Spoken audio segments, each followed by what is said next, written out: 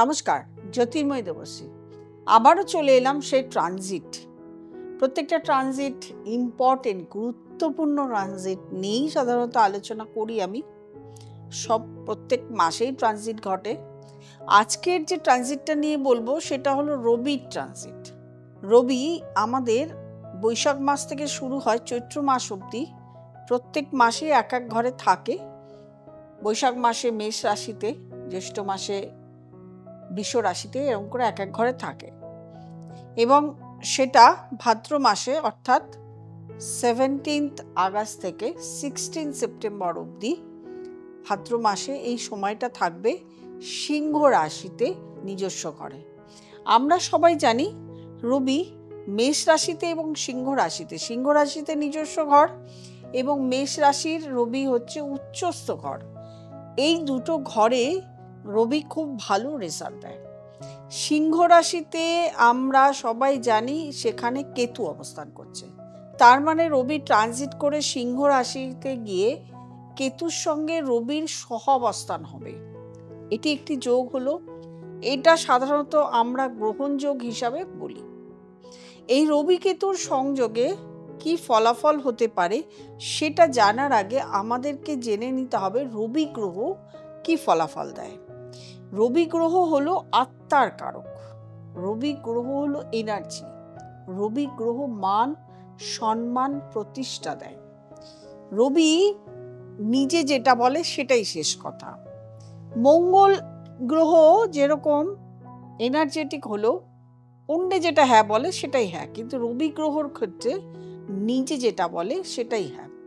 রবি গ্রহ দেয় লিডারশিপ, রবি গ্রহ দেয় সরকারি চাকরি, রবি গ্রহ দেয় প্রচণ্ড সুনামের সঙ্গে পরিচিতি।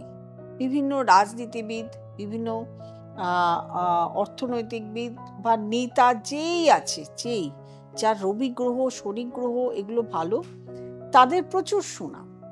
রবি এবং কেতু, রবি গ্রহের কোন কোন গ্রহ আগে শুভ সেটা জেনে নিই। রবি গ্রহের সঙ্গে কানেক্টেড রবি বৃহস্পতি কানেক্টেড, খুব শুভ গ্রহ। রবি বুধ কানেক্টেড, খুব শুভ গ্রহ। এগুলোর সঙ্গে থাকলে রবি শুভ গ্রহ। শনি রবি কানেক্টেড যখন থাকে তখন অশুভ প্রভাব পড়ে। রবি শুক্র কানেক্টেড যখন পড়ে তখনও কিন্তু অশুভ প্রভাব থাকে। এবং এই রবি কেতু কানেকশন রবির ঘরে কিন্তু খুব ভালো রেজাল্ট দেয়। কিন্তু এইটাই যখন শুক্রের ঘরে রবি কেতু কানেকশন থাকে বা শনির ঘরে রবি কেতু কানেকশন থাকে তখন কিন্তু খুব একটা ভালো রেজাল্ট আমরা পাই না। রবি গ্রহ নিয়ে তো বললাম, এবার একটু কেতু গ্রহ নিয়ে বলি। কেতুটাও তো জানতে হবে কি। কেতু হলো গুপ্ত, কোনো কিছু গুপ্ত অবস্থায় থাকে, কোনো গুপ্ত রোগ হতে পারে, গুপ্ত বিদ্যা হতে পারে, কোনো গুপ্ত শত্রুতা হতে পারে, গুপ্ত বিদ্যা জ্যোতিষ হতে পারে, তন্ত্র হতে পারে, কালা জাদু হতে পারে, এগুলো গুপ্ত বিদ্যার সঙ্গে যুক্ত।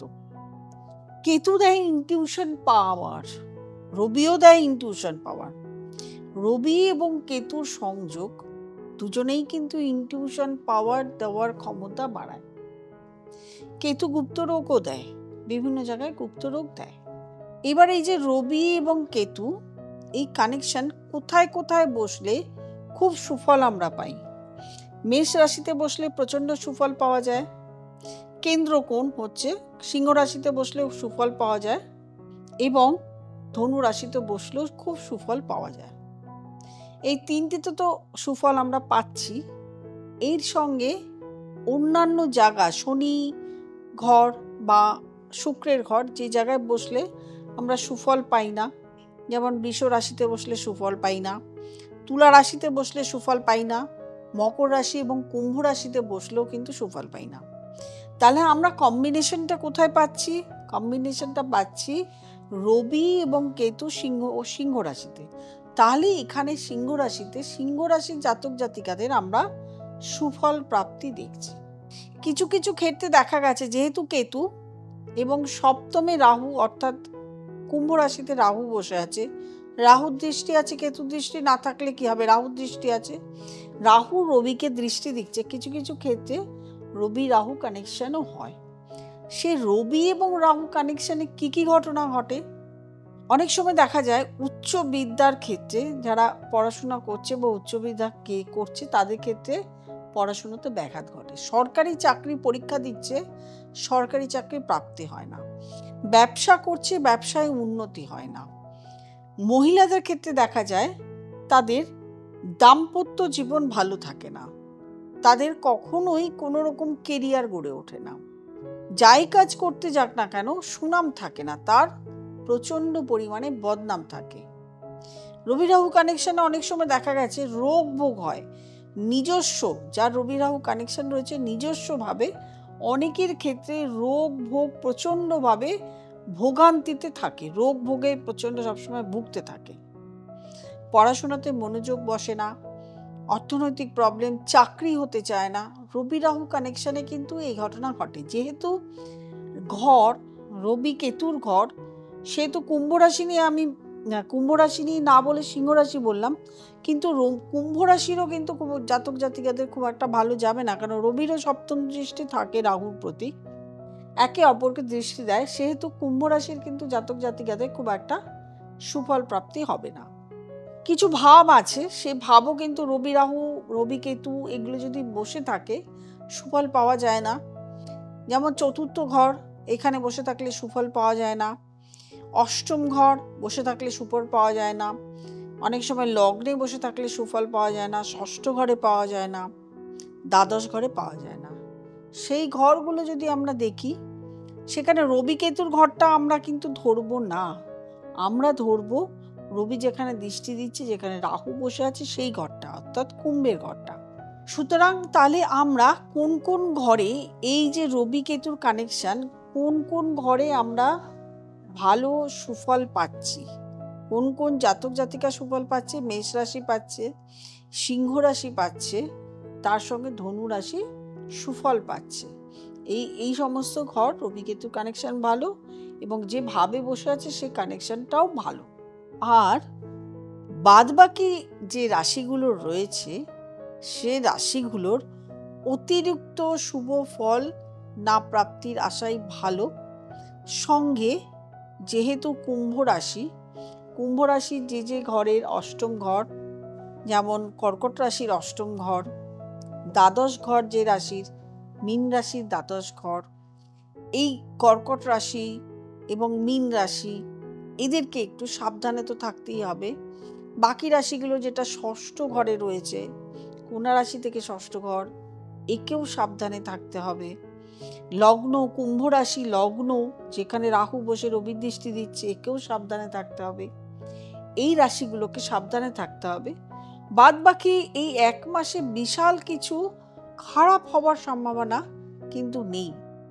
রবি কেতু ইনটিউশন পাওয়ার বাড়ায়, কুম্ভ রাশির না হোক অন্তত সিংহ রাশির জাতক জাতিকাদের রবির দৃষ্টি থাকবে কুম্ভ রাশিতে, কিন্তু কেতুর তো থাকবে না।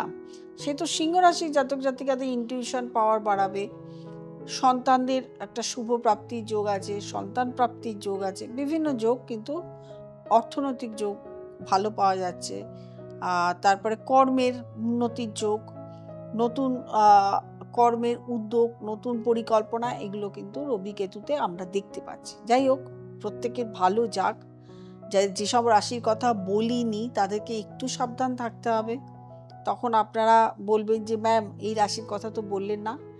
প্রত্যেকটা রাশিকেই সাবধানে থাকতে হবে। কানেকশন আমি আজকে শুধু এই কানেকশানে এখানে শুনছেন রবি কেতু, কিন্তু অনেক গ্রহণে পূর্বে আপনারা আলোচনা শুনেছেন, পরেও শুনবেন।